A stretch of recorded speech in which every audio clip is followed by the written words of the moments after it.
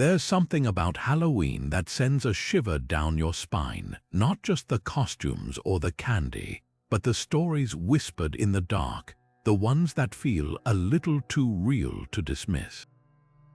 Picture this, a cold October night, the air thick with the scent of fallen leaves, and a faint flicker of movement in the shadows where nothing should be moving. That's the magic of Halloween in America, a holiday steeped in mystery, where the line between legend and reality blurs into something far stranger. Tonight, we're diving into 32 of the weirdest, most spine-tingling Halloween stories ever recorded in the United States. Tales so bizarre they'll make you question what's lurking just beyond the glow of your jack-o'-lantern. From haunted asylums where patients swore they saw figures pacing long after the last nurse clocked out, to small towns where entire streets vanish into the fog without a trace, these aren't just campfire stories. These are real accounts documented and dissected, yet still defying explanation. Imagine a pumpkin patch where the gourds move on their own, or a trick-or-treater who swears the hand that dropped candy into their bag was bone white and ice cold. These are the kinds of stories that stick with you, the ones that make you double-check your locks before bed. But here's the thing, Halloween isn't just about the scares. It's about the thrill of the unknown, the joy of stepping into a world where anything feels possible, even if just for one night. So whether you're a skeptic or a true believer, get ready to explore the darkest corners of American folklore. By the time we're done, you might just find yourself glancing over your shoulder, wondering if that rustling in the bushes was really just the wind, because some stories, they don't stay tucked away in the past, they linger, and tonight we're bringing them into the light. The tale of the headless horseman galloping through the woods of Sleepy Hollow is more than just a spooky story. It's rooted in whispers of real history that make it even eerier. Washington Irving's classic didn't come from nowhere. Legend says he drew inspiration from the fog-drenched hills of Tarrytown, New York, where locals swore they'd seen something unnatural lurking near the old Dutch church. Stories circulated about Hessian soldiers, mercenaries hired by the British during the Revolutionary War, who met gruesome ends on the battlefield. Some were said to have been decapitated by cannon fire, their bodies buried in unmarked graves, but their spirits, well, according to folklore, they never quite left. Even Irving himself admitted he wove local gossip into his writing, and the whispers he collected were chilling. Farmers reported hearing hoofbeats on lonely roads long after midnight, though no rider could be seen. Others claimed to glimpse a shadowy figure atop a horse, its silhouette missing a head, vanishing into the trees near the churchyard. And the creepiest part, these sightings didn't stop in the 1800s. Visitors to Tarrytown today still report strange occurrences, cold spots in the church cemetery, the sound of a phantom horse whinnying, even the sensation of being watched by something unseen. What makes this legend endure isn't just the horror of a headless specter. It's the way history and myth tangle together until you can't tell where one ends and the other begins. Was Irving exaggerating, or did he tap into something older, something the townsfolk knew but never spoke of in daylight? Either way, the next time you find yourself on a back road as the trees rustle and the mist rolls in, you might just understand why Sleepy Hollow's story still haunts us centuries later. The White House might be the most famous address in America, but behind its stately columns and perfectly manicured lawns lies a history crackling with ghost stories. Presidents, first ladies, even maids and Secret Service agents have reported encounters that would send a chill through anyone brave enough to walk its halls after dark. Take Abraham Lincoln. His presence in the White House didn't end with his assassination. Eleanor Roosevelt swore she felt him watching her in the Lincoln bedroom, and Winston Churchill once claimed he saw Lincoln's ghost leaning against the fireplace in that very room, arms crossed as if waiting for something. But the most famous sighting, that goes to Queen Wilhelmina of the Netherlands, who allegedly fainted after answering a knock at a door, only to find Lincoln himself standing there in his trademark stovepipe hat. Then there's Abigail Adams, the first lady known for hanging laundry in the East Room to dry. Visitors and staff insist her ghost still lingers there, carrying armfuls of invisible wet clothes, the faint scent of soap lingering in the air.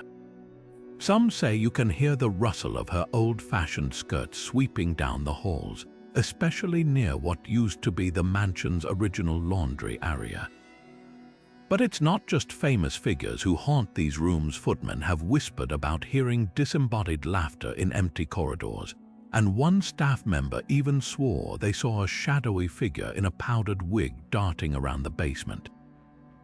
And on Halloween, that's when the house seems to wake up. Staff have reported doors slamming shut on their own, cold drafts cutting through sealed rooms, and strange flickers of candlelight in windows where no candles burn.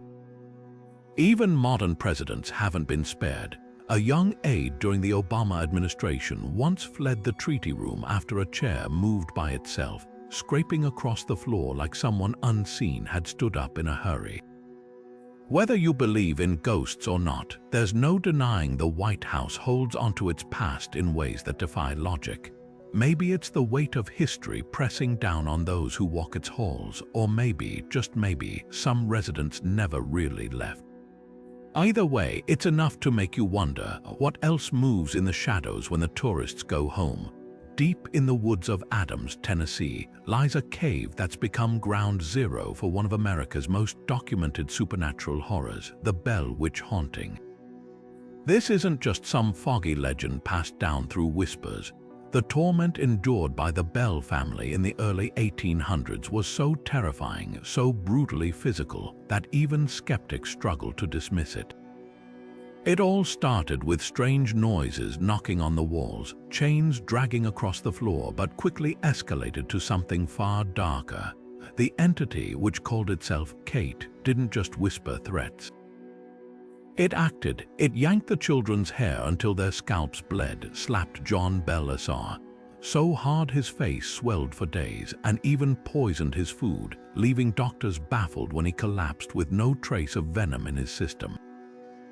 What makes this story so unnerving isn't just the violence, it's the witch's chilling intelligence. It recited sermons word for word that it had overheard miles away, predicted future events with unsettling accuracy, and seemed to feed off the family's despair.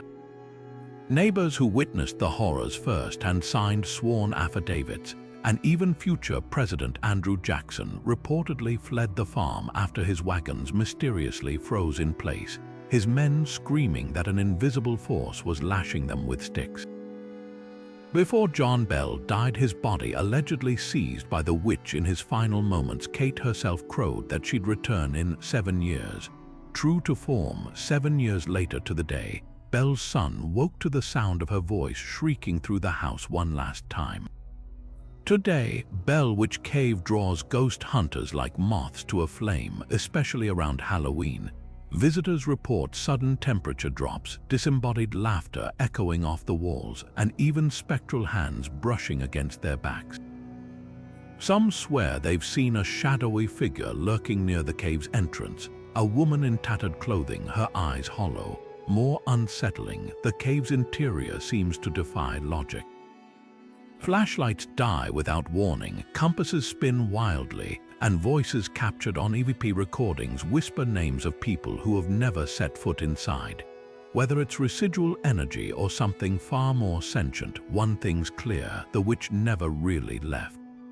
So why does this story still grip us? Maybe it's the rare blend of historical record and primal fear, the idea that evil can be this personal, this relentless.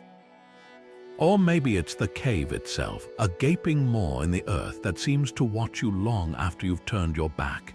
Either way, if you ever find yourself standing at its entrance as the autumn wind howls through the trees, listen closely. Because in Adams, they say Kate still keeps her promises. Christmas Eve 1945 should have been quiet in the small town of Fayetteville, West Virginia, just another cozy winter night. But for the Sodder family, it became the start of a nightmare that still chills anyone who hears it. Around 1 in the morning, George and Jenny Sodder woke to smoke filling their home. Flames climbed the walls as they scrambled to get their 10 children out. 5 made it to safety, the other 5, they were never seen again. Here's where things twist from tragedy to pure horror. The fire burned fast, but not hot enough to explain why no bones, not a single tooth, were found in the ashes. Investigators insisted the children must have perished, but the Sodders refused to believe it. Private searches uncovered eerie clues: a ladder that had been moved away from the house, phone lines cut before the fire, even reports of a strange car idling nearby that night.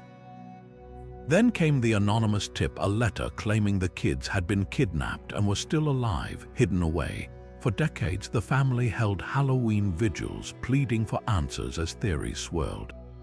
Some whispered the children were taken by a shadowy group, maybe even trafficked. Others pointed to George Sodder's outspoken criticism of Mussolini, suggesting a mafia revenge plot. The creepiest detail: years later, a photo arrived in the mail, an unsigned image of a young man labeled Louis Sodder, one of the missing boys. Experts couldn't confirm if it was him, but the family swore they saw a resemblance. To this day, no one knows if the Sodders were victims of a cover-up, a cult, or something even darker.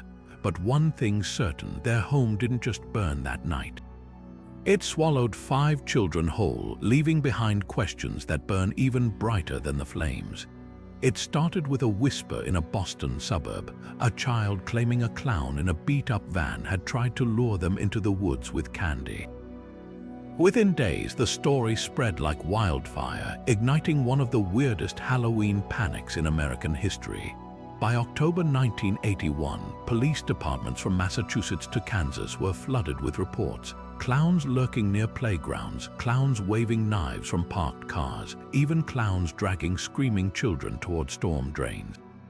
Schools went on lockdown, parents kept kids inside. The nation was gripped by a fear so primal it felt ripped straight from a nightmare. Because who wouldn't panic at the idea of a grinning stranger in face paint snatching children in broad daylight? But here's the twist: not a single kidnapping was ever confirmed. No bodies turned up, no van was found stuffed with clown costumes. So what really happened? Psychologists point to mass hysteria, a phenomenon where fear spreads faster than facts, warping perception until people see threats that aren't there. In one case, a man in a plaid shirt was mistaken for a clown because of his bright red hair. In another, a teenager wearing a Halloween mask was chased through a parking lot by an angry mob. The more the media sensationalized the reports, the more sightings multiplied, feeding a feedback loop of terror. Yet some details refused to fit neatly into the hysteria theory. In Omaha, a group of kids swore they saw a clown vanish into thin air after whispering, "I'll be back on Halloween." In suburban Chicago, a teacher found a note taped to her classroom window, a crudely drawn clown face with the words, "Watch your students." And then there's the most chilling theory of all, that the original Boston sighting wasn't hysteria at all, but a copycat inspired by John Wayne Gacy, the serial killer who dressed as a clown to lure victims. Could a handful of twisted individuals have weaponized the panic, using it as cover for something far darker? The clown scare faded as suddenly as it began, leaving behind a trail of unanswered questions. Today, some dismiss it as Halloween-fueled paranoia, but in towns where the rumors hit hardest, parents still glance twice at storm drains when October rolls around. Because whether it was mass delusion or something more sinister, one thing's certain: the phantom clowns of 1981 proved how easily fear can wear a smile. Some legends slink through history on silent paws, and none are more unnerving than the demon cat of Capitol Hill, a ghostly feline said to prowl the halls of power with a chilling purpose. Witnesses describe it as an ordinary black cat at first, almost harmless as it darts through shadowy corridors. But then comes the transformation. Moments before national tragedies, the creature supposedly grows to the size of a panther, its eyes glowing like embers in the dark. The first sightings date back to the 1890s when workers in the Capitol's crypt. a maze of arched passageways beneath the building reported hearing unearthly yowls echoing off the stone. Then came the disappearances. A night watchman swore the cat lunged at him before vanishing into thin air. Another claimed it stalked him for blocks before dissolving into mist near the Washington Monument. But here's where the story takes a stranger turn. The demon cat isn't just a random specter, it's tied to the very foundations of the Capitol. Some say it's the ghost of a beloved tabby kept by workers during the building's construction, while others believe it's a guardian spirit, a living omen warning of impending doom. Its most infamous appearance, Halloween night 1898, when a guard patrolling the Senate chamber allegedly fired his revolver at the beast after it swelled to monstrous size. The bullet passed right through, embedding in a wall as the cat let out a hiss that sounded like a human scream. Days later, the Spanish-American War erupted. Coincidence, maybe, but then there's 1929, when a congressman's aide glimpsed the creature padding down a deserted hallway hours before the stock market crash. In 1963, a janitor insisted he saw it lurking near the rotunda the night before JFK's assassination. Halloween, unsurprisingly, is when the demon cat seems most active. Tour guides whisper about cold spots materializing near the crypt, where the air suddenly reeks of wet fur. Security cameras have captured blurry streaks moving too fast to be natural, and one maintenance worker even claimed his flashlight died as something heavy pressed against his legs in the dark. Something that purred like a house cat but breathed like a predator. Skeptics dismiss it as urban legend, but the stories persist, each account more detailed than the last. Whether it's a lingering spirit, a collective hallucination, or something far older, one thing's clear. When the demon cat appears, history takes a sharp turn toward darkness. So next time you're in D.C. and catch a flicker of movement in your peripheral vision, don't assume it's just a stray, because in the heart of America's power, even the shadows have claws. Halloween in Minnesota usually means crisp air, crunchy leaves, and kids bundled in costumes racing between houses, not snowdrifts taller than they are. But in 1991, Mother Nature decided to rewrite the rules. The Halloween blizzard didn't just dust the streets with a few flakes, it unleashed 28 inches of snow in less than 24 hours, turning suburban neighborhoods into Arctic wastelands. Picture this, superheroes and witches wading through waist-high snow, their plastic pumpkin buckets dragging behind them like sleds. Jack-o'-lanterns glowed eerily from beneath the drifts, their carved grins half buried, as if the earth itself was trying to swallow them whole. What made this storm so surreal wasn't just the timing, it was the sheer brutality of it. Winds howled at 50 miles per hour, knocking out power for thousands. Parents shoveled paths between houses so their kids could trick or treat, while others gave up and handed out candy by flashlight through second-story windows. The snow fell so fast that some families woke up to find their cars completely vanished under white mounds, their front doors blocked by walls of ice. And the photos from that night, downright haunting. A lone ghost costume flapping on a clothesline, frozen stiff. A skeleton decoration half submerged in snow, its bony fingers reaching for the surface like it was trying to escape. But beneath the oddball charm of snowbound trick-or-treaters lies something darker. This wasn't just a quirky weather event, it was a warning. The storm stalled over Minnesota for 3 days, a phenomenon so rare meteorologists still study it. Some say it felt almost purposeful, as if the sky itself had a grudge. And then there were the stories that emerged afterward, parents who swore they saw shadowy figures moving through the blizzard, shapes too tall to be children darting between the trees. One man claimed he followed what he thought was a lost trick-or-treater in a black coat, only for the figure to vanish at the edge of his flashlight beam, leaving no footprints in the fresh snow. The Halloween blizzard of '91 left more than just snowbanks in its wake. It left a lingering question: was it really just weather or something else wearing the storm like a mask? Even now, when Minnesota gets an early snowfall, locals eye the skies warily, because sometimes nature doesn't just disrupt Halloween, it hijacks it, turning a night of fun into something far more primal. And those jack-o'-lanterns buried in the snow, they weren't just decorations, they were silent witnesses grinning up at the darkness as it swallowed the world whole. In the heart of Baltimore's Druid Ridge Cemetery stood a statue so eerie, so steeped in bad luck that even the stone itself seemed to breathe. Black Aggie wasn't just any grave marker. She was a hulking, hooded figure with empty eyes perched atop the tomb of General Felix Agnes.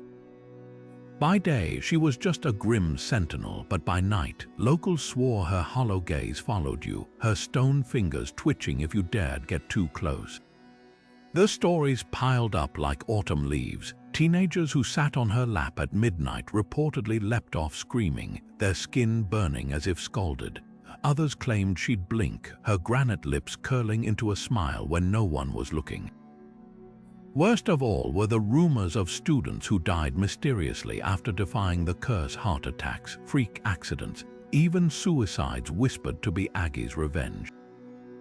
What made this statue so feared wasn't just the folklore, it was the way reality seemed to warp around her. Photographs taken of her at night often developed with strange anomalies, shadows that shouldn't exist, faces peering from beneath her hood. One group of college kids dared to test the legends in the 1970s. They arrived at midnight with a Ouija board, laughing until their flashlight beams revealed fresh scratches on Aggie's arms, deep grooves that hadn't been there at sunset. By dawn, one was in the hospital with a fever of 105, babbling about the lady in the stone. The final straw came when Halloween vandals, emboldened by booze and bravado, tried to decapitate her. They failed, but the damage was done. The Agnes family, horrified by the escalating lore, had Black Aggie removed in the 90s. But here's the thing about curses: they don't fade just because the object does. The statue's new home at a D.C. courthouse is off limits to the public, yet guards still report hearing footsteps circling its pedestal after closing. And on Halloween, that's when the air around it grows thick, heavy, like something unseen is waiting. Maybe Aggie wasn't just a statue, maybe she was a vessel.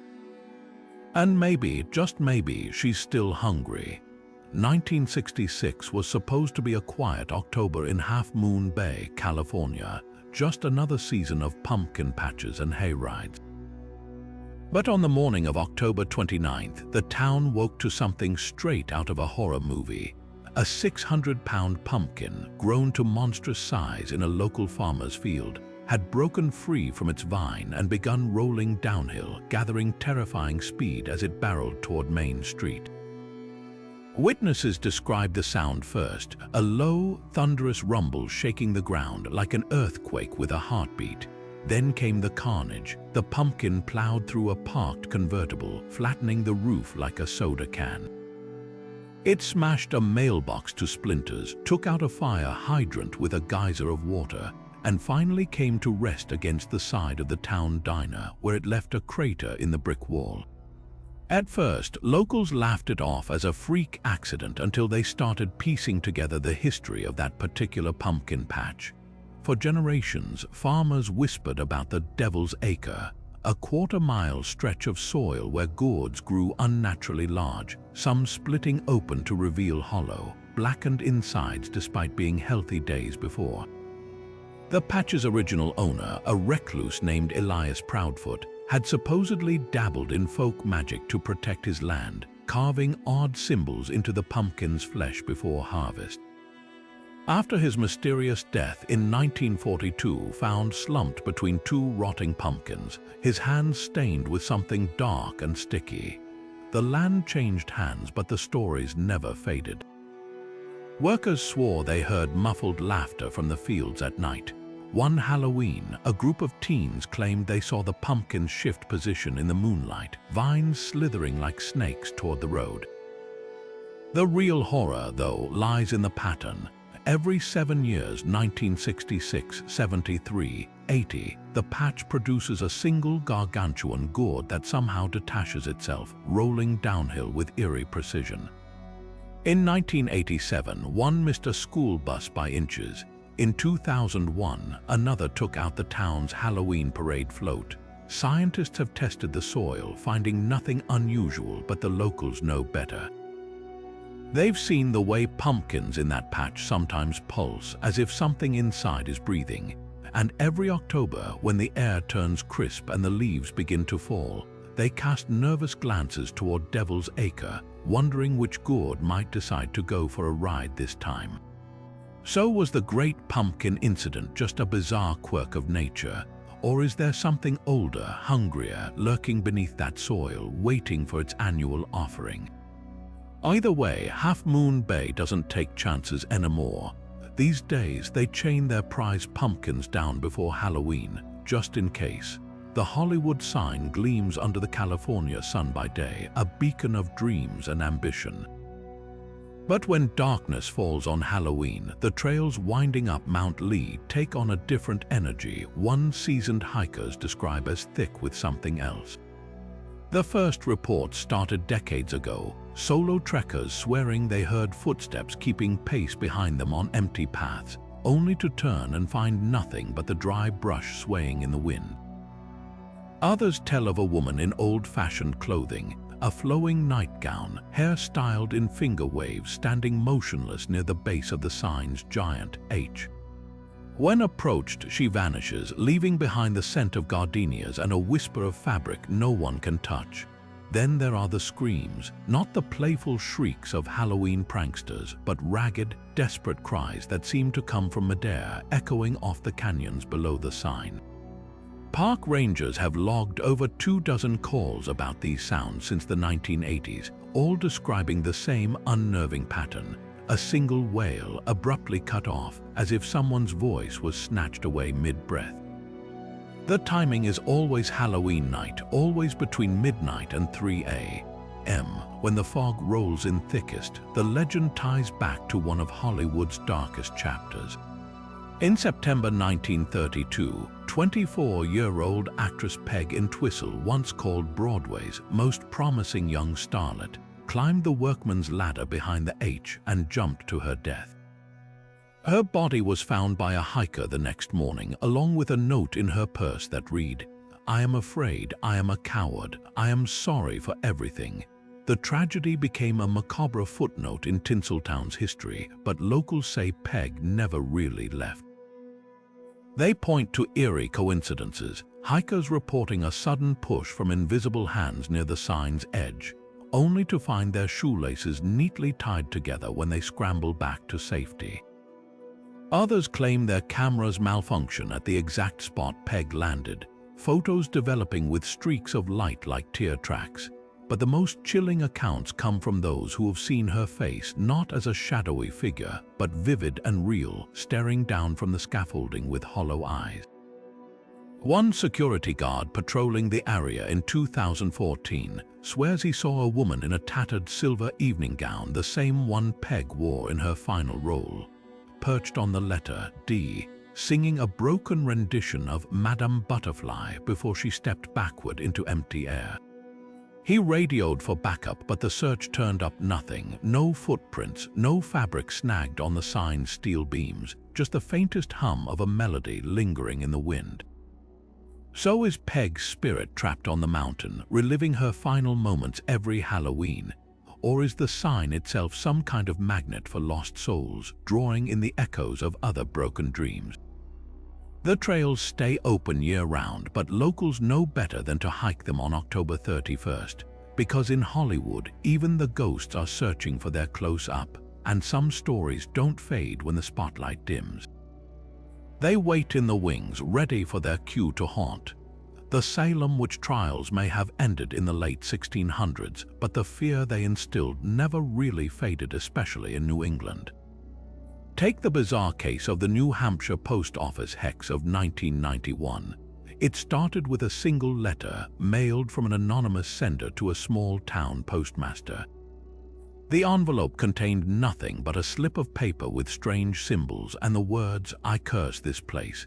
employees laughed it off until the disturbances began. First, the sorting machines jammed every afternoon at exactly 3:17, despite technicians finding nothing wrong. Then came the phantom knocks on the back door after closing, though security cameras showed only empty pavement. Worst of all were the stamped sheets of perfectly normal postage that would inexplicably blacken and curl at the edges, as if held to a flame yet cold to the touch. Workers started calling in sick. One clerk claimed she saw a shadowy figure darting between the mail bins, its hands too long, fingers like twigs. By Halloween, the post office was in chaos, packages misdelivered to impossible addresses, the scent of burning sage wafting through the vents. One terrified mail carrier resigning after swearing her route street signs had rearranged themselves overnight. The town brought in a self-proclaimed witch breaker who performed a cleansing ritual and the disturbances stopped. But to this day, locals avoid that post office after dark, especially in October. Some say the curse wasn't meant for the building at all, that it was a misfired hex aimed at someone who no longer worked there. Others whisper that the anonymous sender wasn't human, that the symbols matched those found carved into a tree near where accused witch Sarah Good was hanged centuries earlier. Either way, one thing's certain: in New England, the past doesn't stay buried. It licks at the edges of the present, waiting for a spark. Fast forward to 2014, when history repeated itself in a far more public and chaotic way. A haunted house in Danvers, Massachusetts, just miles from Salem, had to shut down after visitors began experiencing more than just staged scares. Patrons reported sudden waves of nausea in one particular room, a hallway where the air smelled inexplicably of sulfur, no matter how much the staff cleaned. Then came the scratches, 3 parallel lines appearing on guests' arms like claw marks, though no one remembered being touched. The final straw. A group of teenagers filmed a shadowy figure in colonial-era clothing standing motionless in a corner, its face obscured by a tattered hood. When they played the footage back, the figure was gone, but the audio contained a whispered phrase in what linguists later identified as 17th century English: "Ye have invited us in." The haunt's owner, a skeptic, initially blamed overactive imaginations until he reviewed security tapes. Time stamps glitched whenever the figure appeared, and infrared cameras captured sudden temperature drops in that hallway, the cold spots moving as if tracking something unseen.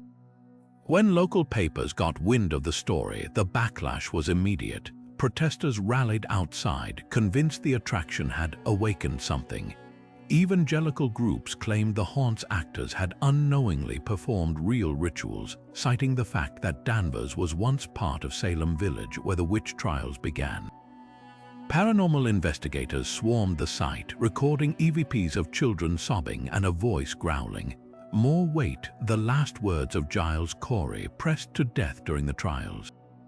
The haunt never reopened. Today, the building sits empty, its windows boarded, though neighbors swear they still hear footsteps pacing inside on Halloween night. Some say it's just the wind, others insist it's the sound of history pacing, restless, testing the locks, because in Massachusetts, the line between horror and history isn't just thin, it's porous. And sometimes, when the veil is at its thinnest, the things that slip through aren't actors in costumes. They're echoes, and echoes, unlike ghosts, don't fade. They grow louder with time. Halloween night 1974, a Houston suburb filled with kids clutching pillowcases brimming with candy should have been the picture of innocence. But behind the plastic masks and laughter lurked something far darker. That night, 8-year-old Timothy O'Brien collapsed after eating a piece of pixie sticks, his body convulsing as cyanide ravaged his system. By dawn, he was dead, and his father, Ronald O'Brien, was spinning a tale of a mysterious stranger handing out poisoned candy. But the truth, it was all a lie. Ronald had laced that candy himself, a cold-blooded scheme to collect life insurance money. And in doing so, he shattered America's trust in Halloween forever. The media frenzy that followed birthed the modern era of Halloween paranoia. Headlines screamed about killer candy, and suddenly, parents were X-raying their kids' haul or tossing homemade treats in the trash. The myth of razor blades in apples, a story with no documented cases before O'Brien's crime, exploded into urban legend, fueled by panicked newscasts and whispered warnings. Schools hosted safe trick-or-treat events in gymnasiums, hospitals offered free candy inspections, laws sprang up overnight like the Halloween Anti-Tampering Acts that made it a felony to booby-treat treats. Even now, 50 years later, the shadow of the Candyman lingers. Every October, social media lights up with recycled posts about poisoned Snickers bars, despite the fact that the O'Brien case remains the only confirmed instance of deadly Halloween candy in U.S. history. But here's the twisted irony: the real horror wasn't strangers lurking in the dark. It was the monster sitting at the dinner table. Ronald O'Brien was no faceless predator. He was a church-going father, a man who coached Little League and hosted backyard barbecues. When investigators dug deeper, they found a trail of financial ruin and a life insurance policy taken out on Timothy just weeks before his death. The pixie sticks, they'd been purchased hours before trick-or-treating, their ends carefully resealed with glue. The so-called stranger O'Brien described. None of the other kids on the route remembered seeing him. The trial was a spectacle, with O'Brien maintaining his innocence even as the evidence piled up. In the end, the jury took less than an hour to convict him. Texas didn't hesitate to send a message. O'Brien was executed by lethal injection in 1984. His last words are chilling: "I'm innocent." But the damage was done. Halloween had become a symbol of vulnerability, a night when parents saw danger in every unlit porch and unvetted chocolate bar. Yet buried beneath the fear is a stranger truth. The Candyman myth persists not because it's common, but because it taps into our deepest anxieties. It's easier to fear a shadowy stranger than to accept that evil sometimes wears a familiar face. So this Halloween, when you hear the usual warnings about checking candy wrappers, remember the real lesson of the O'Brien case: monsters don't always hide in the dark. Sometimes they're the ones who turn on the porch light, smiling as they hand you death wrapped in bright, colorful paper. Lake Erie might seem calm under the autumn sun, but when Halloween rolls around, the waters near Cleveland whisper of something older, something restless. Locals call it the Phantom Ship, a ghostly schooner that appears without warning, its tattered sails billowing in wind that doesn't touch the surrounding waves. The legend dates back to October 31st, 1852, when the real-life schooner Mary Celeste, no relation to the more famous Marie Celeste, vanished during a vicious storm. The official report blamed the weather, but sailors knew better. They spoke of a mutiny, of a crew so desperate to escape their cruel captain that they slit his throat and tossed his body overboard, only for the ship to founder hours later, dragging them all down into the deep. For decades, the story faded into tavern tales until Halloween night 1923, when a fishing crew swore they saw a three-masted ship materialize out of the fog, its deck eerily empty. One man claimed he heard shouts in garbled English, then a single gunshot echoing across the water before the vessel dissolved into mist. Sightings piled up over the years, always on the same stretch of lake, always near midnight. In 1989, a Coast Guard patrol boat picked up a massive sonar blip where no ship should have been, a silhouette matching the Mary Celeste's dimensions, but when they circled back, the radar showed nothing but open water. The creepiest accounts come from modern boaters equipped with depth finders. In 2015, a group of paranormal investigators anchored near the so-called Dead Ship's Curve and dropped a sonar rig. What came back chilled them: a perfect ship-shaped void in the water column, as if something solid were blocking the signals, yet visible only on their screens.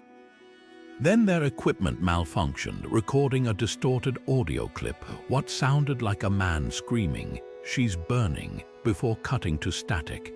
Historians later confirmed the Mary Celeste's captain had allegedly set fire to the ship's log before his death, though no one knows why. What makes this legend endure isn't just the ghost ship itself, it's the way the lake seems to remember. Every Halloween, charter captains report compasses spinning wildly near the wreck's supposed coordinates. Weather radios crackle with voices speaking in 19th century dialects, warning listeners to stay clear of the red light, a detail no historical record mentions, though some mutiny survivors' letters reference the captain's habit of hanging a red lantern when discipline was to be especially harsh. Divers who have braved the area describe sudden temperature drops, their wetsuits icing over in 50-degree water, and one man surfaced clutching a rusted pistol from the 1800s, its barrel still warm to the touch. So is the phantom ship a residual echo of tragedy or something more sentient? Locals don't wait for answers. They know better than to sail that stretch of Lake Erie on Halloween night. Because when the clock strikes 12 and the fog rolls in, the Mary Celeste doesn't just appear, she returns, her decks blood-stained, her sails torn, her crew forever trapped in the moment they learned some mutinies don't end when the ship goes down. They simply reset, playing out again and again, waiting for someone to finally bear witness. Ed Jane's farmhouse wasn't just a crime scene, it was a nightmare ripped straight from the darkest corners of American folklore. Tucked away in Plainfield, Wisconsin, the unassuming white clapboard house looked like any other rural home from the outside, but inside, that's where the walls whispered. When authorities raided the property in November 1957, they found a labyrinth of horrors that would redefine the meaning of serial killer and plant the seeds for some of Hollywood's most iconic monsters. Chair seats upholstered with human skin, soup bowls carved from skulls, a belt strung with nipples, even a box of preserved noses labeled like macabre collectibles. Jane, a quiet, middle-aged bachelor, had been plundering graves for years, fashioning trophies from the dead, but his obsession didn't stop at corpses. Two local women, both vanished under mysterious circumstances, were later discovered in pieces throughout the house, their body parts repurposed as furniture, clothing, even masks. What makes Jane's story so uniquely chilling isn't just the grisly details, it's how effortlessly his crimes blurred the line between reality and fiction. Authors Robert Bloch and Thomas Harris drew direct inspiration from him when crafting their most infamous villains, Norman Bates from Psycho and Buffalo Bill from The Silence of the Lambs. Even Leatherface's family in the Texas chain saw massacre echoes Jane's makeshift House of Horrors. But long before Hollywood sensationalized his crimes, the farmhouse itself became a grim tourist attraction. Locals reported seeing flashlights bobbing in the windows at night, thrill seekers daring each other to step inside the rotting structure. One group of teens claimed they found a pile of bones in the cellar, arranged in a perfect circle, though police later insisted the house had been cleared. Others swore they heard laughter coming from the barn, where Jane once hung his victims like butchered livestock. The infamy only grew after the house burned down under suspicious circumstances in 1958. Some blamed outraged neighbors, others whispered that Jane himself, awaiting trial, had cursed the place, but the land refused to forget. Visitors to the empty lot reported sudden nausea, the scent of decay clinging to their clothes hours later. In the 1970s, a developer tried building a new home on the site, only to abandon the project after workers refused to set foot there. One laborer insisted his shovel struck something soft beneath the soil, and when he pulled it back, the blade was coated in a substance that smelled like spoiled meat and old pennies. Today, all that remains is a dirt road and a roadside marker, though that hasn't stopped Halloween pilgrims from leaving offerings, flowers, toy skulls, even handwritten notes addressed to Jane's victims. The creepiest tradition: every October 31st, someone no one knows who places a single lit candle at the edge of the property, its flame flickering in the exact spot where the front door once stood. Authorities dismiss it as tasteless pranks, but locals know better. They've seen the way dogs growl at nothing in that field, how car engines stall for no reason when idling too long near the marker. And when the wind blows just right, carrying the faintest whiff of something rancid across the empty lot, they lock their doors a little earlier. Because in Plainfield, some houses aren't really gone, they're just waiting, patient as the grave, for the right night to piece themselves back together. Halloween night in St. Louis should have been all laughter and candy wrappers rustling in the breeze, but 1993 had other plans. Just as trick-or-treating wound down, emergency calls started flooding dispatch. Kids were dropping like flies, twitching and convulsing on sidewalks, their limbs jerking uncontrollably as if pulled by invisible strings. By midnight, over 60 children had been rushed to hospitals with the same bizarre symptoms: glazed eyes, slurred speech, and most terrifying of all, bizarre dance-like movements they couldn't stop. Parents described it as watching their children seize to music no one else could hear. The news dubbed it the dancing plague of '93, a chilling callback to the medieval outbreaks where whole towns allegedly danced themselves to exhaustion. At first, authorities suspected the obvious: tainted candy. The CDC swooped in, testing every wrapper and chocolate bar for traces of poison or drugs. But the results came back clean: no contaminants, no toxins, just a growing list of children trapped in what one neurologist called a waking nightmare of involuntary motion. Then came the stranger details. Many of the affected kids had never even crossed paths, trick-or-treating in different neighborhoods miles apart. Some collapsed before eating any candy at all. And the dancing, it wasn't random. Witnesses swore the movements were synchronized, as if the children were puppets on the same ghastly string. Theories erupted like wildfire. Doctors floated the idea of mass hysteria, pointing to similar historical cases where stress or fear triggered physical symptoms in groups, but parents pushed back. Their kids hadn't been scared. If anything, they'd been laughing moments before their bodies betrayed them. Others whispered about a government experiment gone wrong, citing a military base 30 miles north where strange lights were reported that same night. The wildest theory came from a local folklorist who claimed the Mississippi River fog that evening carried residue from an old steamboat disaster, one where passengers had reportedly been poisoned by a smuggled batch of tainted absinthe back in 1887. Spirits within spirits, he told reporters, reacting to the veil being thin on Halloween. The truth turned out to be both simpler and stranger. Months later, neurologists published a study linking the cases to a rare form of seizure activity triggered by flashing lights, specifically the strobe effects in popular haunted house displays that year. But the report left gaping holes. Only half the affected kids had been near such displays.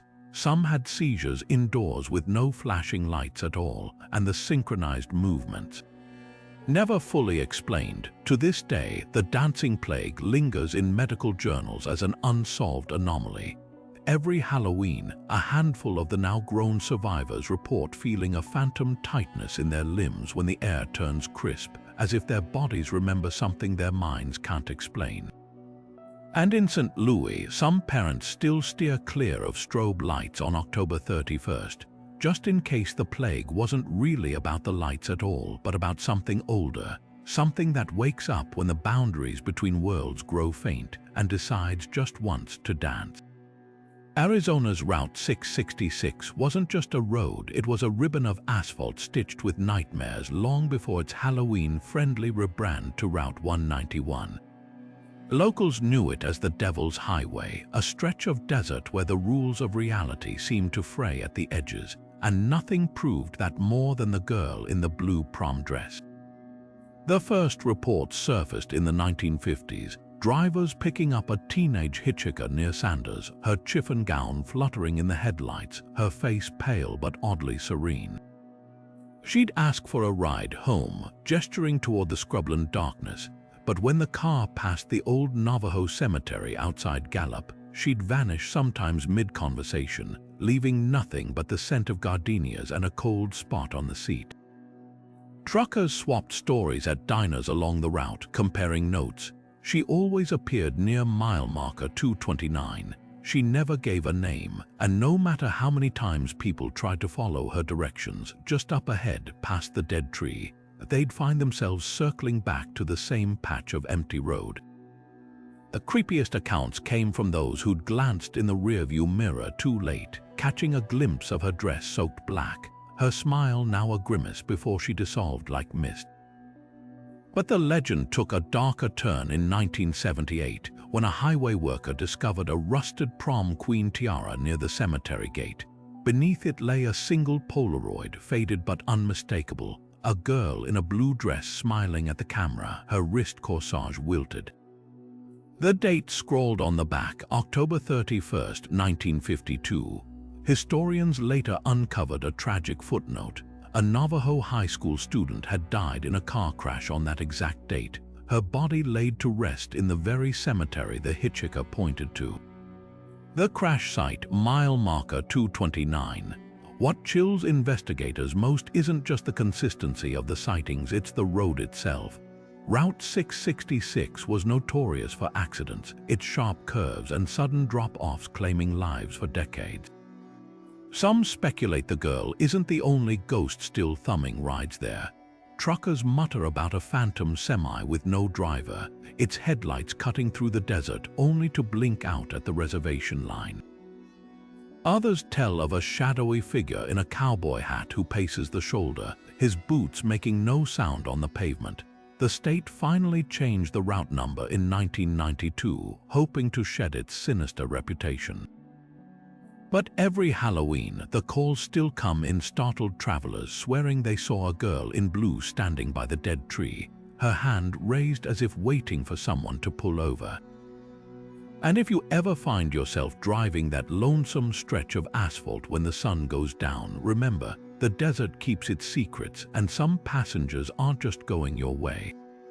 They're going all the way home. The coastline of Massachusetts is no stranger to ghost stories. Tales of shipwrecks and spectral sailors haunt every fog-bound harbor. But in October 1924, the Boston Herald spun a yarn so bizarre, so dripping with Halloween flair, that it blurred the line between folklore and outright fraud. The headline screamed, "Pirates used jack-o'-lanterns to doom ships."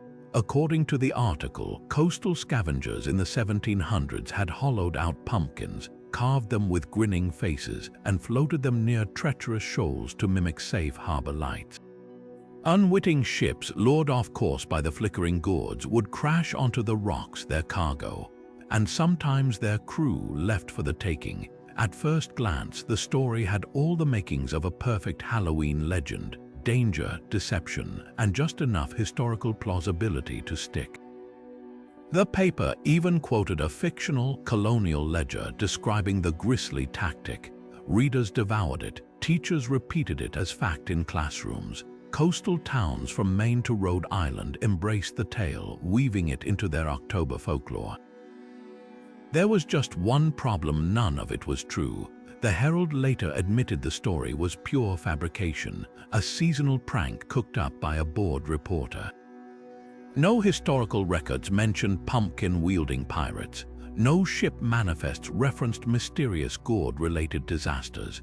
Even the supposed colonial ledger turned out to be a clever hoax, its flowery language lifted from a dime store adventure novel. But by then, the damage was done. The myth had sunk its teeth into New England's collective imagination, spreading faster than the newspaper could retract it. What makes this hoax so fascinating isn't just the lie itself, it's how stubbornly the story clung to life. Maritime museums displayed pirate jack-o'-lantern replicas for decades. Halloween festivals reenacted the fictional shipwrecks with floating pumpkins. Even modern ghost tours still whisper about the glowing gourds of Graves Ledge, despite zero evidence such a place ever existed. The most ironic twist, the hoax accidentally tapped into a real and far darker slice of history. Coastal piracy did thrive in New England during the 18th century, but the methods were brutally straightforward: false lighthouse signals set with torches, not pumpkins. The Herald's Halloween whimsy had inadvertently sanitized a bloody truth, replacing cutthroats with flickering squash. So why does this silly story persist? Maybe because it's more fun to imagine pirates chuckling over candlelit pumpkins than to face the reality of knives in the dark. Or maybe, like the glow of a jack-o'-lantern itself, some legends just refuse to be snuffed out, no matter how many times you try to blow them away. The Myrtles Plantation in St. Francisville, Louisiana, isn't just another antebellum home with creaky floorboards and whispered ghost stories. It's a place where the past refuses to stay buried, especially in one chilling artifact, a mirror that shouldn't reflect anything at all. According to legend, the ornate gold-framed glass once belonged to a young girl named Chloe, an enslaved housemaid who, as the story goes, was caught eavesdropping on her enslaver's private conversations. As punishment, her ear was severed, and in a twisted act of desperation, she allegedly poisoned the family's birthday cake, killing 2 of their daughters before being hanged by an angry mob. But here's where the tale turns spectral. Visitors and staff claim Chloe didn't leave her spirit fused with the hallway mirror, her face appearing in its depths long after the glass was covered with a cloth. The mirror's reputation skyrocketed in the 1970s when a photographer snapping pictures during a Halloween tour developed his film and found a face peering back from the glass, a face no one had seen in person. Since then, dozens claim to have captured similar anomalies: blurred figures, smudged handprints, or the unmistakable outline of a girl in period dress lurking just beyond the frame. Paranormal investigators have taken infrared scans, revealing cold spots radiating from the mirror like icy fingers. One team even recorded audio of a child's voice whispering, "Don't look," before their equipment shorted out. But the creepiest encounters happened during the plantation's infamous Halloween night tours. Guests report sudden drafts near the mirror, the scent of vanilla, Chloe's supposed favorite perfume wafting through the air, and most unsettling of all, the sensation of being watched by someone standing just behind them, their reflection the only proof no one's there. Staff warn visitors not to touch the glass after multiple people claimed their fingers sank into the surface like wet clay, pulling back with what looked like ash clinging to their skin. Skeptics argue it's all clever theater, a way to sell more tickets during spooky season. But historians point to a strange consistency in the sightings. The face in the mirror always matches descriptions of Chloe from 19th century court documents down to the missing ear. And then there's the mirror's eerie habit of cracking inexplicably every few years, its fractures forming patterns that, to some, resemble a screaming mouth. So is Chloe trapped in the glass, doomed to replay her final moments forever? Or is the Myrtles Plantation itself some kind of echo chamber, its walls soaked in so much sorrow that even inanimate objects absorb the energy? Either way, one thing's certain: when the Halloween moon hangs heavy over St. Francisville, that mirror doesn't just reflect the present, it reaches into the past, pulling something or someone through. And sometimes, if the light hits just right, you'll see her turn her head. Defiance, Ohio, was the last place anyone expected a werewolf until the autumn of 1972, when something began stalking the outskirts of town under cover of darkness. It started with livestock torn apart in ways no ordinary predator could explain. Cows disemboweled with surgical precision, sheep drained of blood but barely eaten, their corpses arranged in eerie, almost ritualistic patterns. Then came the sightings, a hulking figure prowling on all fours near the Maumee River, its fur matted and glistening under the moonlight, its eyes reflecting red when car headlights caught them. Farmers swore they heard guttural growls echoing from the tree line, a sound that raised the hair on their necks and sent their dogs cowering under porches. But the real turning point came when a group of hunters stumbled upon tracks unlike anything native to Ohio: massive paw prints, nearly 8 inches wide, with claw marks so deep they gouged the frozen earth. The trail led straight to the back door of a secluded farmhouse owned by a reclusive man named Roland Fuller, a former mental patient who'd moved to Defiance just months earlier. Fuller denied everything, of course, insisting the prints belonged to his large dog, though no one had ever seen the animal. The town's skepticism only grew when a local vet examined plaster casts of the tracks and confirmed they matched no known canine species. The stride was too long, the weight distribution all wrong. Then came the kicker. Fuller's medical records, leaked by an anonymous source, revealed a history of obsessive delusions about lycanthropy. What followed was a frenzy straight out of a classic monster movie. The sheriff organized nightly patrols, armed with shotguns loaded with silver slugs, a precaution that drew both ridicule and nervous laughter. Teenagers dared each other to sneak onto Fuller's property, returning with wild claims of glowing eyes in the barn windows. A local radio station even offered a cash reward for proof of the Defiance werewolf, prompting a flood of blurry Polaroids and dubious eyewitness accounts.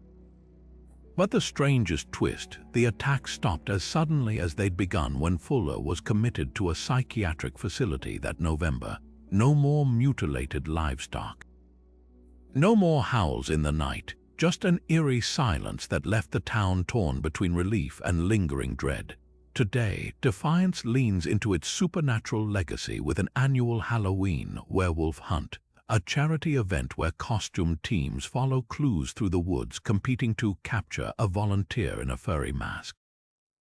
It's all in good fun, of course, but old-timers still swap stories about the autumn the woods came alive with something far darker than folklore. Some say Fuller was just a disturbed man with an overactive imagination. Others swear they've seen fresh prints after heavy rains, leading nowhere and everywhere at once. And every few years, when the moon hangs especially low over the Maumee, someone inevitably reports a shadow too large to be a wolf, moving too fast to be natural, its eyes burning like coals in the dark.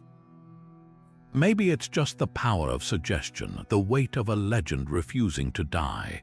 Or maybe, just maybe, the Defiance werewolf was never caught, only waiting, patient as the turning seasons, for the next October to roll around. Sleepy Hollow, Michigan, a town named for Washington Irving's iconic ghost story, became the setting for a real-life horror in October 1988, when hunters stumbled upon a scene straight out of a nightmare. Deep in the woods, slumped against a gnarled oak, sat a headless corpse clad in a tattered flannel shirt, its lifeless fingers still wrapped around a freshly carved pumpkin.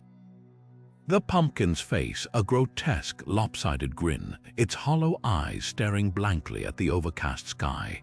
Police would later confirm the victim was 34-year-old Leonard Ketchum, a local mechanic with no known enemies, his head never recovered. But what turned this grisly murder into a full-blown legend were the whispers that followed, whispers of satanic symbols scrawled in the dirt nearby, of inverted crosses etched into the tree bark, and the unsettling fact that Ketchum's blood had been used to fill the pumpkin's hollowed-out interior like some macabre offering. The timing couldn't have been worse. America was deep in the grip of the satanic panic, a wave of paranoia about ritualistic cults that had already fueled countless urban legends and wrongful accusations. Sleepy Hollow, population barely 900, became a pressure cooker of fear. Parents pulled kids from trick-or-treating. Churches held round-the-clock prayer vigils. And then came the suspects, each more bizarre than the last. There was the reclusive farmhand who bred black goats and was rumored to chant in the woods at midnight. The high school art teacher whose sketchbook allegedly contained detailed drawings of decapitated figures.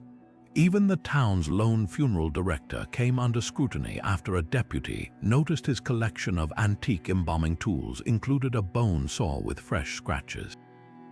But the most chilling twist, Ketchum's missing head wasn't the only thing that vanished. Key evidence, the pumpkin, the blood samples, even the crime scene photos disappeared from the sheriff's office within weeks. The official explanation was a filing error, but locals knew better. They traded stories about a shadowy figure seen near the evidence locker late at night, about the sheriff's sudden resignation 6 months later, and about how the oak tree where Ketchum's body was found was chainsawed down without explanation, its stump coated in a substance that smelled faintly of sulfur. Decades later, the case remains unsolved, but Sleepy Hollow hasn't forgotten. Every Halloween, teenagers dare each other to visit the clearing where the body was found, though few stay long. Some swear they hear whispers in the wind, the sound of something heavy being dragged through dry leaves. Others claim the pumpkins left as makeshift memorials rot unnaturally fast, their flesh blackening by dawn as if something's draining them from the inside. Was Ketchum's murder the work of a lone psychopath, a twisted homage to the town's namesake legend? Or was there something darker at play, a ritual interrupted, a message meant for eyes that never saw it? Either way, the woods of Sleepy Hollow keep their secrets, and on quiet October nights when the fog rolls in thick off the river, even the bravest locals steer clear of the old oak stump. Because some stories don't just haunt the past, they leave behind empty spaces where something or someone might still be waiting to pick up where the horror left off. The Winchester Mystery House doesn't just creak with the weight of its labyrinthine halls. It hums with something far stranger, especially when Halloween rolls around. Visitors wandering its maze-like corridors often jump at the sound of unexpected ringing, though no phones have been connected to the mansion's lines in over a century. That's when the real horror begins. Multiple guests claim to have answered antique rotary phones scattered throughout the house, only to hear the voices of long-dead loved ones whispering back. One woman swore she picked up a call in the seance room and recognized her grandmother's voice clear as day, saying, "I've been waiting for you." The line went dead before she could reply, and when she asked staff about the phone, they confirmed it hadn't functioned since the 1920s. These phantom calls aren't random. They cluster in the very rooms where Sarah Winchester, the mansion's eccentric heiress, once hosted nightly seances to commune with spirits. After losing her infant daughter and husband, Sarah became convinced she was cursed by the ghosts of those killed by Winchester rifles. Legend says she built the house's endless staircases and dead-end hallways to confuse vengeful spirits, but her seance room was the heart of it all, a mirrored, windowless chamber where she reportedly whispered to the dead by candlelight. Modern paranormal investigators have recorded spikes in electromagnetic fields there, with EVPs capturing disjointed phrases like "keep building" and "they're coming." The Halloween connection runs deeper. Staff report that the house's lone working phone, used for emergencies, once rang at midnight on October 31st. When a security guard answered, static hissed for 3 full minutes before a child's voice giggled and said, "Mother wants to play." The call traced to an internal line, one that hadn't been wired since Sarah's death in 1922. Even skeptics can't explain why multiple visitors, scattered across decades, describe similar details. The smell of candle wax before the phones ring, the sensation of breath against their ears during calls, and the eerie consistency of the voices claiming to be departed family members. Is it residual energy from Sarah's desperate attempts to reach the other side? A collective hallucination fueled by the house's oppressive atmosphere? Or something more sinister, a game orchestrated by whatever still walks those crooked halls? One thing's certain, when the sun sets on Halloween night, the Winchester house doesn't just host ghosts. It dials them up directly, and sometimes they pick up. The summer of 2016 should have been just another season of hunting permits and wildlife reports, until headlines began screaming about zombie deer staggering through American forests, their eyes vacant, their bodies wasting away to bone. Chronic wasting disease, a fatal neurological illness affecting deer and elk, had been quietly spreading for decades. But when Halloween loomed and news outlets discovered footage of emaciated animals stumbling in circles, drooling uncontrollably, the internet erupted with doomsday memes. Overnight, CWD became the real-life zombie apocalypse, with social media flooded by clips of sick deer paired with ominous captions like "The Walking Dead was a documentary." Experts tried to calm the panic, explaining that the disease, while terrifying, couldn't jump to humans, but the imagery was too potent to ignore. Photos of deer with mangled fur and exposed ribs looked ripped straight from a horror movie, their symptoms eerily mirroring fictional undead. Listlessness, aggression, even the eerie, stargazing posture as their brains deteriorated. Hunting forums lit up with conspiracy theories about government cover-ups and Patient Zero bucks. One viral tweet showed a zombie Halloween decoration beside a trail cam image of an infected deer with the caption, "Nature's special effects team deserves a raise." The timing couldn't have been more cinematic. That October, as pumpkin spice lattes hit cafes and AMC aired The Walking Dead Season 7 premiere, the CDC issued unusually blunt warnings about avoiding contact with sick deer. Suddenly, suburban parents were second-guessing wooded trick-or-treat routes while preppers stockpiled ammo, just in case. Late-night hosts joked about venison brains as the next gourmet trend, and even scientists leaned into the hype. One wildlife biologist told NPR, "If you see a deer eating another deer's spine, yeah, maybe back away slowly." But beneath the Halloween humor lay a legitimate dread. Chronic wasting disease was and still is an ecological time bomb, with no cure and a transmission method straight out of sci-fi. Misfolded proteins called prions that linger in soil for years, resistant to heat, disinfectants, even radiation. When researchers confirmed these prions could theoretically infect primates in lab settings, the zombie parallels grew harder to laugh off. Reddit threads dissected ancient Cree legends about witchery deer that cursed hunters, while survivalist YouTubers demonstrated how to headshot a zombie buck with gruesome precision. By November, the frenzy faded, relegated to the same cultural graveyard as Sharknadoes and killer clowns. Yet every Halloween since, the specter of zombie deer resurfaces like a stubborn ghost. Trail cameras still capture those haunting images: a buck standing motionless in the moonlight, its head twitching unnaturally, its ribs pressing against thinning hide. And in the quiet between the memes, a question lingers. If nature can sculpt something this horrifying from mere protein, what other nightmares might be shuffling through the trees, waiting for the right moment to step into the light? August 21st, 1955, should have been just another muggy summer night in Kelly, Kentucky, but for the Sutton family and their friends, it became the stuff of nightmares and Halloween legend.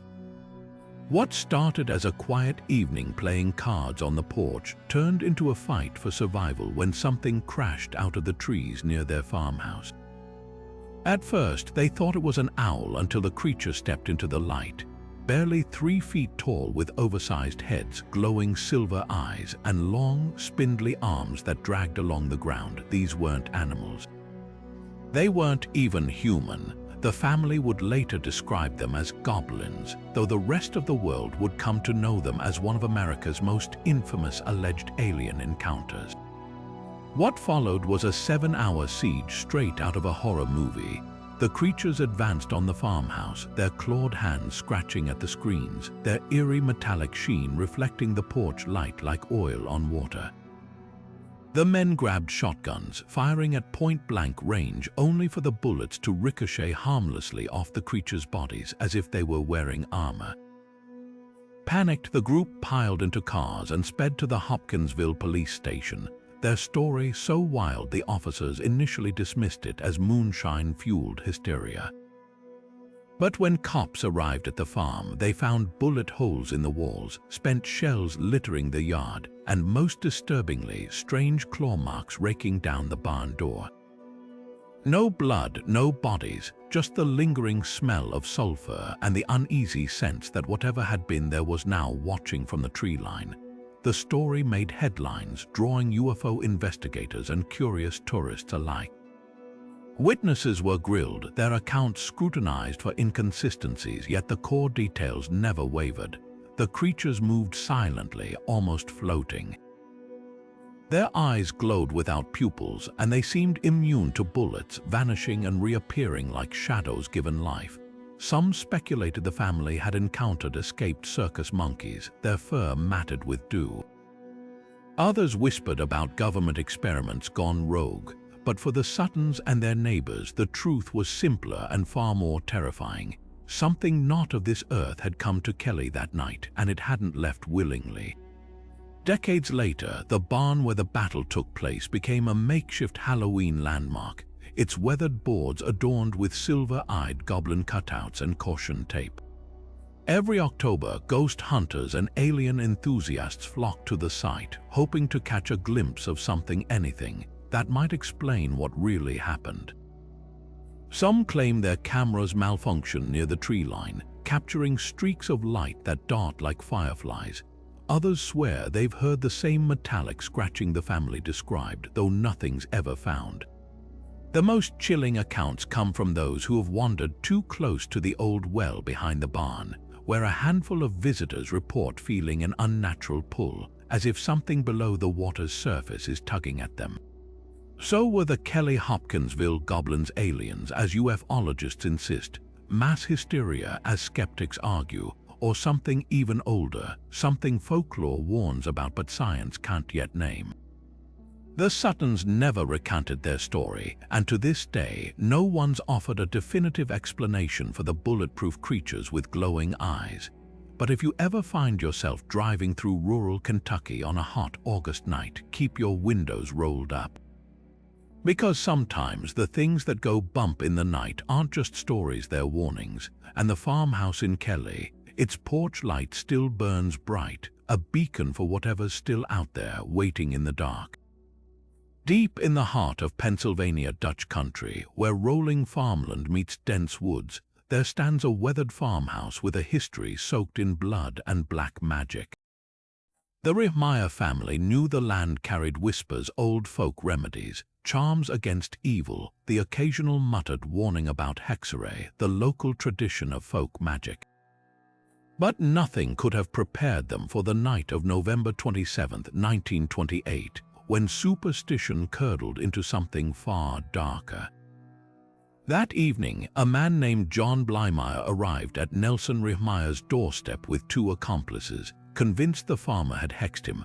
According to Blymeyer, a local practitioner had told him his string of bad luck failed crops, sick livestock, could only end if he destroyed the witch responsible.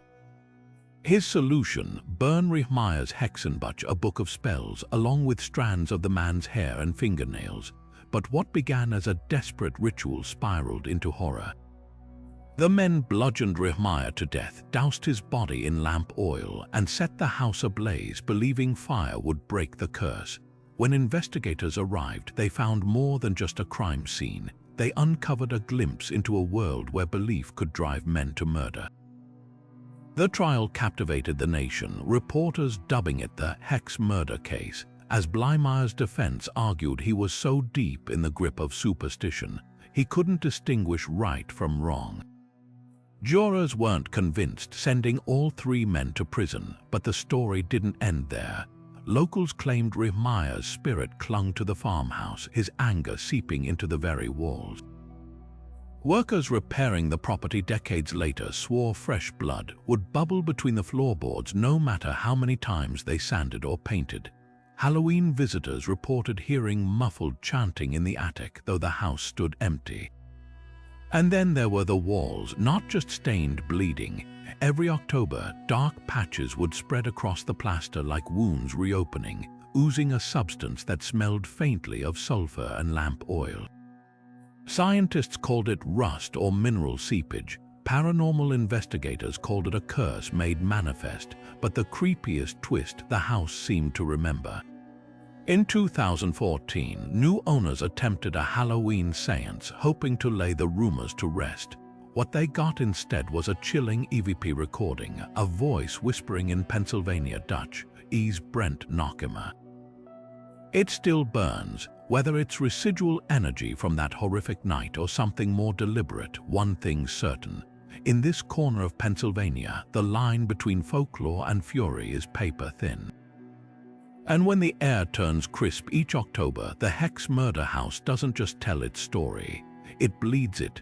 The desert outside Marfa, Texas, holds more than just tumbleweeds and starry skies. It holds one of America's most enduring light shows, and no one can agree where the glow comes from. Since the late 1800s, travelers along Route 67 have reported seeing floating orbs hovering just above the scrubland, shifting colors from soft white to eerie green before vanishing without a trace. Locals call them the Marfa lights, but to visitors they're something else entirely: ghosts, UFOs, or maybe even pockets of gas playing tricks on the eyes. Halloween in Marfa turns into a full-blown paranormal carnival, with tour buses lining up at dusk, their passengers clutching thermoses of cider and debating whether they're about to witness a spirit's last message or an alien's first hello. The scientific explanations are almost as wild as the legends. Geologists point to piezoelectricity sparks generated by shifting quartz deposits under the desert floor, while others blame swamp gas despite the bone-dry landscape. Then there's the highway theory: car headlights refracting through layers of hot and cold air, creating phantom glows. But try telling that to the rancher who watched a light split into two, dance in perfect sync, then shoot straight up into the night sky faster than any vehicle could move. Or the couple who swear one orb pulsed toward them like a heartbeat before dissolving into the darkness, leaving behind the scent of burnt metal.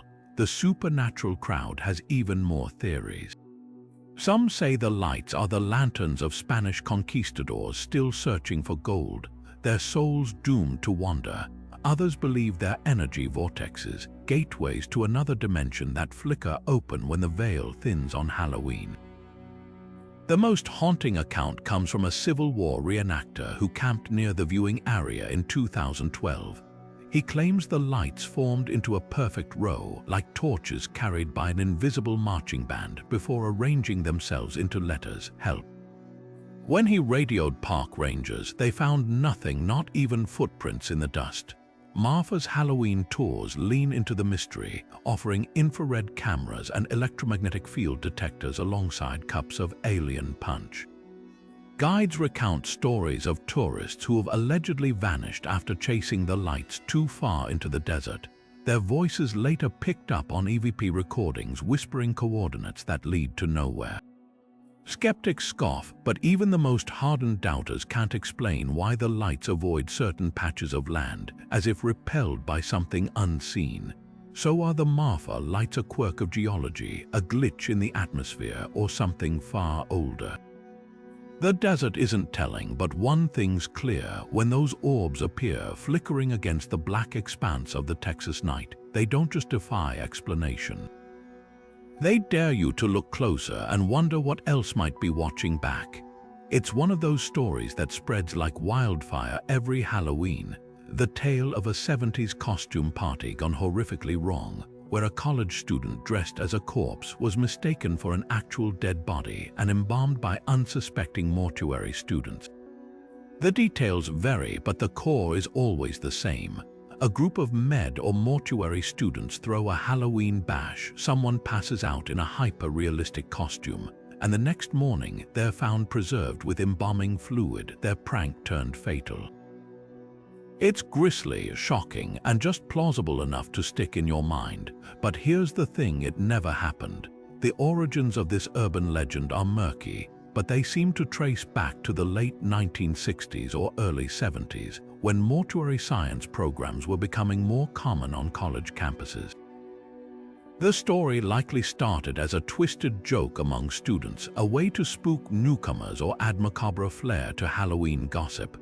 By the 1980s, it had taken on a life of its own, popping up in campus newspapers and late-night dorm room conversations. The details grew more elaborate with each retelling. The victim was sometimes a med student who'd taken sedatives to mimic rigor mortis, or a frat pledge dared to lie motionless in a casket all night. In some versions, the embalming was intentional, a hazing ritual gone too far. What makes this hoax so enduring isn't just the gore, it's the way it plays on very real fears. Embalming is a precise, invasive process requiring expertise and specialized equipment. The idea that someone could be mistaken for a corpse long enough to be drained of blood and injected with preservatives stretches credibility, but it taps into a primal anxiety, the fear of being helpless, unseen, or misidentified in a way that seals your fate. It also exploits public unease around mortuary practices, a profession often shrouded in mystery. Skeptics have tried for decades to track down a single verified case matching this story, but no police reports, newspaper archives, or university records have ever corroborated it. Even Snopes, the myth-busting website, has debunked it multiple times, tracing its evolution through chain emails and creepypasta forums. Yet, like all the best urban legends, it refuses to die. Every few years, it resurfaces on social media, often with new eyewitness accounts or grainy photographs of the victim, all of which crumble under scrutiny. The Halloween Party Massacre hoax endures because it's the perfect storm of horror tropes. A festive setting turned sinister, authority figures failing to notice the obvious, and a punishment grotesquely disproportionate to the crime. It's also a cautionary tale about the power of rumors, how a dark joke, repeated enough times, can warp into something people accept as truth. So next time someone shares this story around a campfire or in a YouTube comment, remember, the real horror isn't the fictional embalmed student. It's how easily fiction can dress itself up as fact, especially when the lights are low and the costumes are on. And that's a scare no amount of debunking can fully erase. One of the weirdest traces of the supernatural ever recorded didn't involve ghostly whispers or shadowy figures, just a trail of footprints in the snow, left by something that shouldn't exist. On the morning of January 13, 1909, residents of Hoboken, New Jersey, woke to find their streets transformed. Overnight, a series of cloven hoofprints had appeared, weaving through the snow with impossible precision. These weren't the scattered marks of a stray goat or deer. The prints marched in perfect single file, cutting across rooftops, scaling fences, and even stopping dead at the base of walls before continuing on the other side, as if whatever made them had simply stepped through solid brick. The trail stretched for miles, crossing frozen rivers and railroad tracks without breaking stride, sparking a panic so intense that schools closed and armed posses took to the streets, convinced the devil himself had paid Hoboken a visit. Newspapers at the time went wild with theories: demonic visitations, escaped zoo animals, even pranksters with heated metal shoes. Scientists proposed more grounded explanations, like leaping rodents whose tracks might have melted together in the sun, but none could account for the prints' heat-resistant consistency or their unnerving, purposeful path. The most chilling detail, wherever the trail led indoors through freshly fallen snow on porches or up the steps of homes, witnesses reported a sulfurous stench lingering in the air like burnt matches and rotting eggs. One family swore their toddler's toy drum began beating on its own that night, the sound echoing down the hallway just before dawn. Over a century later, the devil's footprints remain one of America's great unsolved mysteries, and Hoboken hasn't let the legend fade. Every Halloween, the city hosts Devil's Tour walks, guiding visitors along the original path of the hoofprints while recounting eyewitness testimonies. Tour guides emphasize how the prints defied logic. They appeared during a snowstorm too heavy for any animal to traverse so neatly, and ice fishermen on the Hudson River reported seeing them materialize on the frozen surface, moving toward the city as if drawn to it. Modern paranormal investigators have tried to recreate the phenomenon using infrared cameras and ground-penetrating radar, only to find bizarre magnetic fluctuations along the historic route, spots where compass needles spin wildly, even inside buildings constructed decades after the incident. But here's the twist that keeps skeptics up at night. In 2015, a bartender cleaning up after a Halloween event near the old hoofprint trail found a single, fresh cloven mark burned into the wooden floorboards, no source of heat nearby, no sign of a prankster. Security footage showed nothing but a brief flicker of shadows near the spot at exactly 3:17 a.m. the same time multiple witnesses in 1909 claimed to have heard a sound like a galloping horse made of steam. Whether it's mass hysteria, an elaborate century-long hoax, or something far stranger, one thing's clear: in Hoboken, the past doesn't stay buried, it walks. And sometimes, when the October winds howl just right, you can still hear the echo of hooves on cold cobblestones, pacing the line between myth and memory. Tucked away in a quiet Connecticut cemetery lies a grave that refuses to fade into history. The weathered slate marker belonging to Mary Hart, a woman hanged for witchcraft in Ansonia in the mid-1700s, would be just another colonial relic, if not for the eerie phenomenon that occurs every Halloween. Locals call it the witch's grave, and they'll warn you not to linger too long after sunset. That's when the stone allegedly begins to emit a faint greenish glow, pulsing like swamp gas beneath the moonlight. But the real horror isn't the light, it's what comes with it.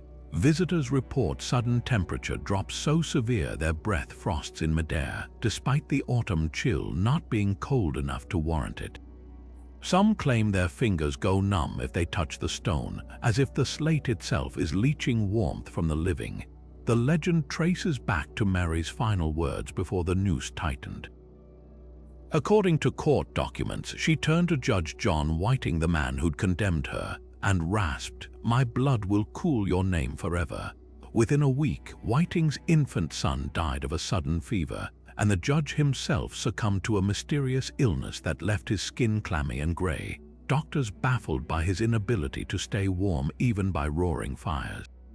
When Whiting was buried in the same cemetery decades later, the ground around his grave allegedly remained barren for years, as if the earth itself rejected him.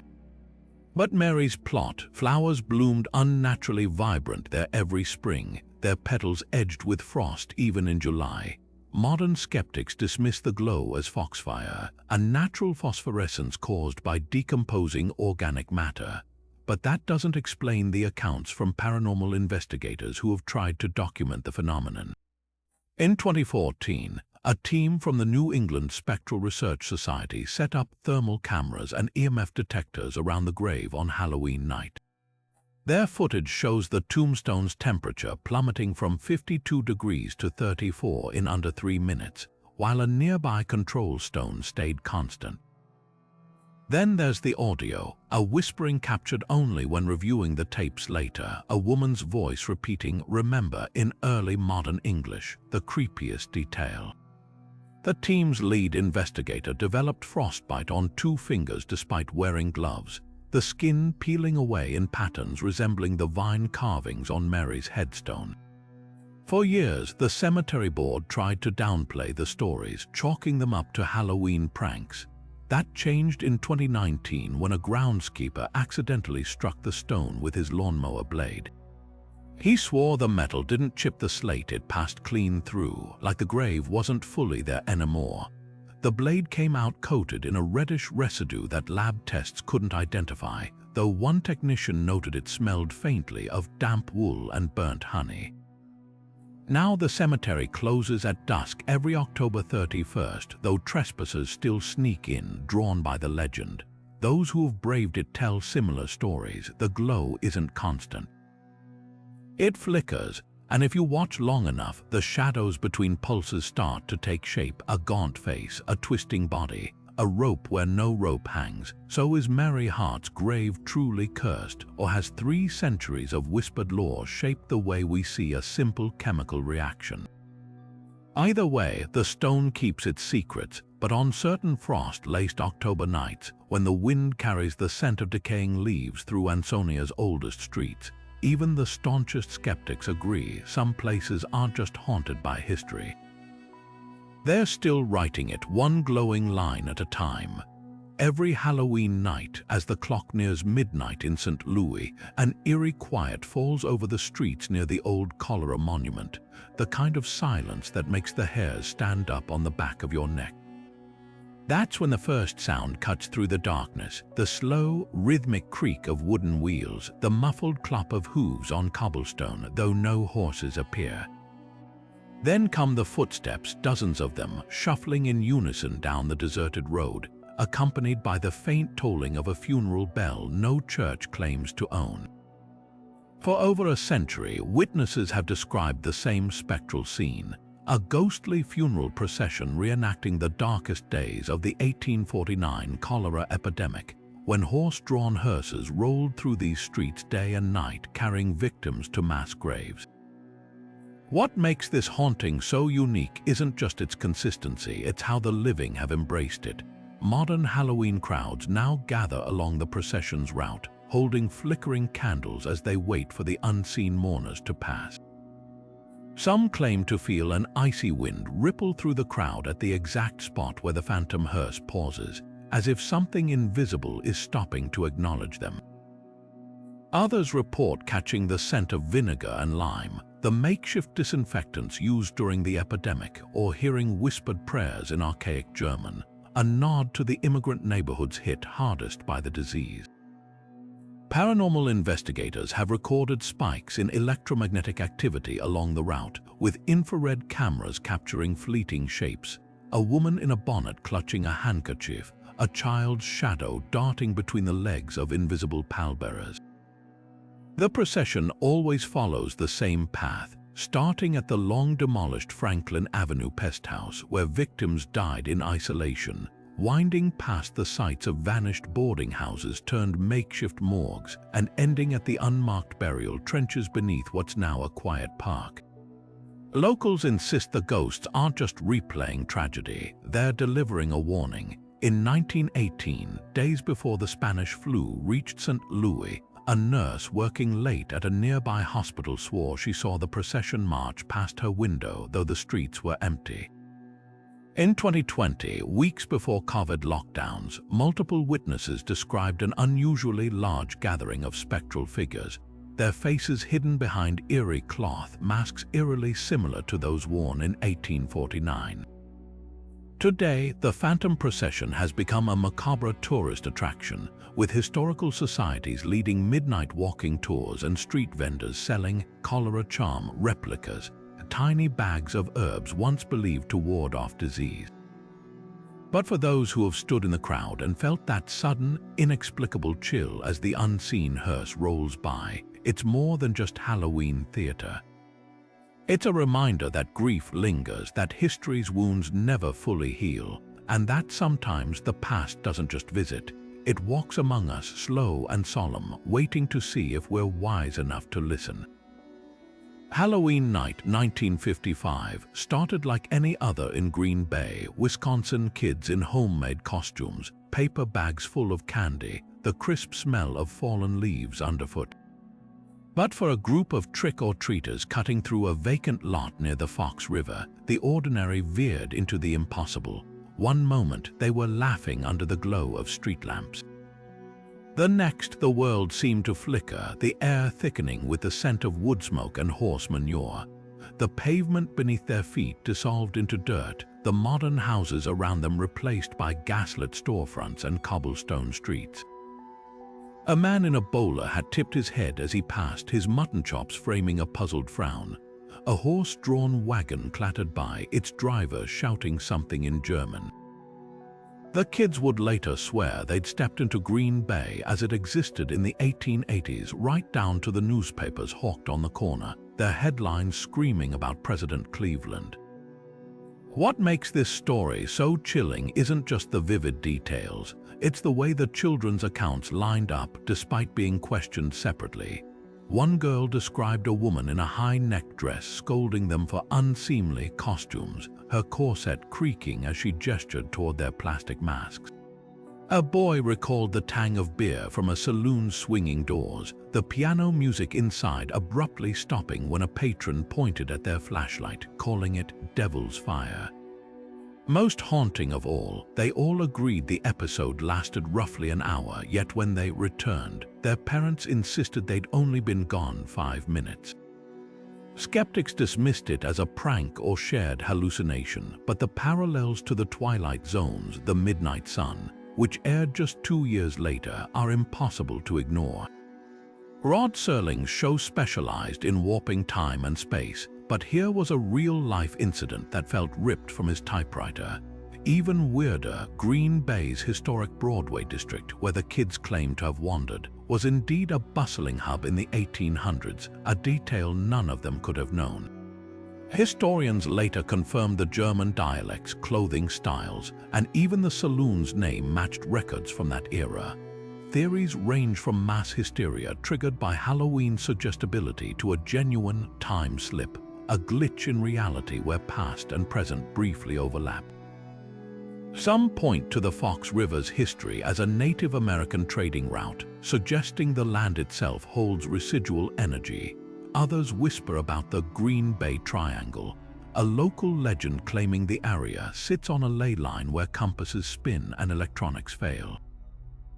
Whatever the cause, the kids never recanted their story, even as adults. One later became a historian, spending years trying to prove what she'd seen, only to uncover a chilling footnote. In October 1883, the Green Bay Advocate reported a group of peculiarly dressed children, speaking of impossible marvels like light without flame, seen near the river. The date, October 31st, so was it a trick of the light, a collective daydream, or something far stranger? The vacant lot's long since been paved over, but locals still avoid it on Halloween night. Because in Green Bay, some doors between eras don't stay closed. They creak open when the veil is thin, just wide enough to let the past peek through. October nights in Sleepy Hollow, New York, are supposed to be about headless horsemen, not headless pumpkins. But in 2001, the town's Halloween spirit took a bizarre turn when someone pulled off the most audacious heist in Gourd-related crime history. Under cover of darkness, thieves hit a local pumpkin farm, making off with nearly 2,000 pumpkins in a single raid. The operation was surgical in its precision. No broken fences, no tire tracks deep enough to suggest a truck. Just row after row of empty vines, the stems cut cleanly as if by someone who respected the sanctity of a good jack-o'-lantern-to-be. And then there was the note, left pinned to the farm's gate with a rusty carving knife. Its message sent chills down the spines of even the most seasoned locals. The great pumpkin rises. At first, police treated it as a prank, maybe high school kids with a pickup truck and too much time on their hands. But the sheer scale of the theft defied logic. 2,000 pumpkins weigh roughly 20 tons. Moving that many unnoticed would have required multiple vehicles, manpower, and a level of coordination that felt almost military. Stranger still, the pumpkins taken weren't just random. They were the farm's prize patch, the largest, most perfectly symmetrical gourds, the ones destined for state fair competitions and grocery store displays. Whoever did this knew exactly what they were looking for. That's when the whispers started. The note's phrasing was unmistakably a reference to Linus Van Pelt's beloved Peanuts comic strip, where he famously waits in a pumpkin patch for the mythical Great Pumpkin's arrival. Locals began connecting dots that might have been better left unconnected. The farm sat less than a mile from the old Rockefeller estate, where Charles Schulz allegedly visited in the 1960s, sparking rumors he'd based Linus on a real Sleepy Hollow boy. More unsettling, the theft occurred on October 27th, the same date Linus claimed the Great Pumpkin would finally appear in a 1966 TV special. Conspiracy forums lit up with theories. Was this a cult executing some twisted ritual, a publicity stunt gone rogue, or, as one particularly dedicated Reddit thread insisted, had Linus himself, now a grown man, still clinging to his childhood delusion, finally snapped and taken matters into his own hands? The farm owner, a no-nonsense fourth-generation grower named Marty O'Reilly, initially laughed off the speculation.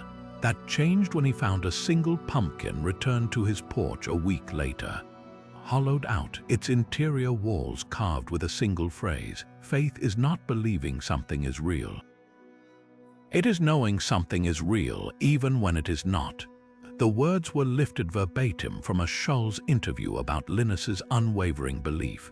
O'Reilly called the cops, but the pumpkin vanished from evidence within days, leaving only a Polaroid as proof.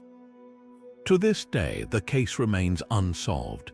Every Halloween, a handful of Linus lookalikes blue blanket included gather near the farm, some as tribute, others as provocation.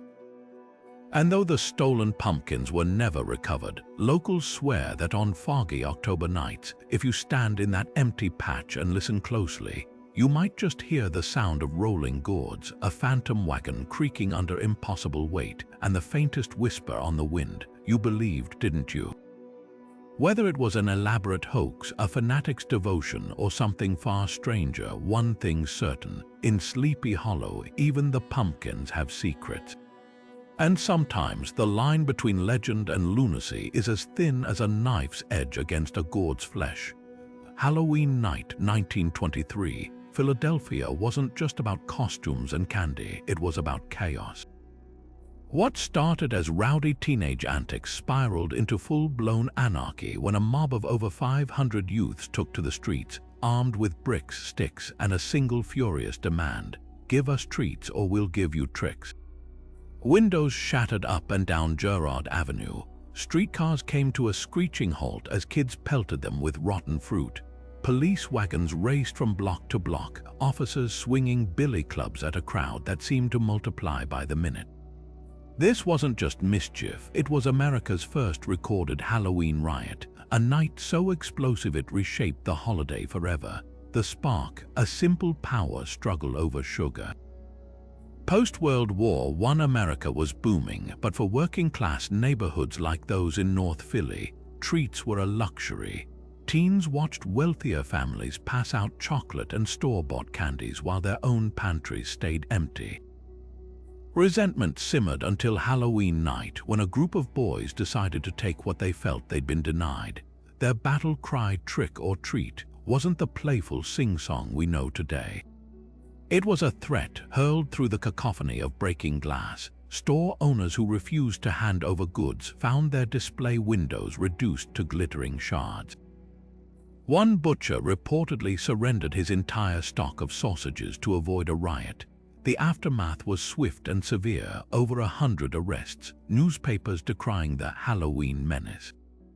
And most consequentially, the city's knee-jerk response, the first ever ordinances regulating trick-or-treating. Overnight, Philadelphia criminalized Halloween pranks, imposing fines and even jail time for vandalism. Other cities followed suit, but the backlash had unintended consequences. Instead of stamping out the chaos, it pushed the tradition underground, where it festered into something darker. By the 1930s, reports of razor blades in apples and poisoned candy began circulating, urban legends fueled by the very fear these laws had stoked. What makes this riot so fascinating isn't just the destruction, it's how it mirrors America's love-hate relationship with Halloween itself.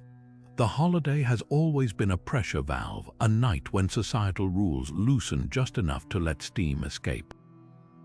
But in 1923, that steam built to a boil. The rioters weren't just hooligans, they were kids weaponizing Halloween's inherent anarchy to protest inequality. And the city's response, proof that even a holiday rooted in rebellion could be tamed, commodified, and repackaged as the sanitized trick-or-treating we know today. Yet echoes of that night still linger.